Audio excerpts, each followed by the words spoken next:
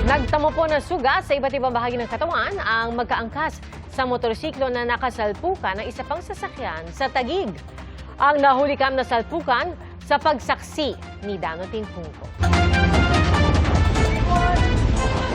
Nakabibigla ang viral video ng pagsalpok ng isang motorsiklo sa kasalubong na sasakyan sa 15th Avenue sa Barangay East Rembo, Taguig. Madaling araw nitong December 18. Nakuhanan din ito ng CCTV sa barangay. Sa investigasyon ng Taguig Traffic Police, bumabagtas ang motorsiklong may angkas at tila may kausap nang biglang napaling ang manibela ng motorsiklo at sumampa sa kabilang lane. Itong motor ay mayroong kasabayang motor din na isa. Then they were talking.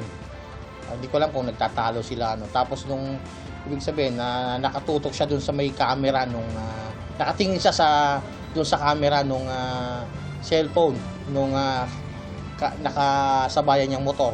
Hindi niya alam na yung manubela niya pala na sa opposite direction.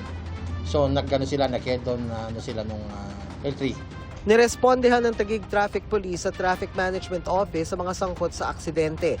Nasa maayos ng lagay ang rider ng motorsiklo at angkas nitong nagtamo ng samot-saring sugat sa katawan.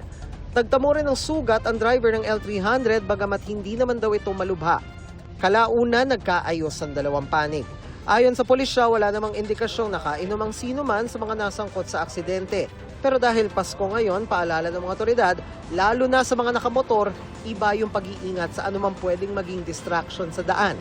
Alak man yan o kausap. Focus ka sa pagmamaneho. Wala kang distraction, hindi ka pwede nakipag-usap sa kabilang. Basta focus lang hanggang makarating ka sa paroroonan.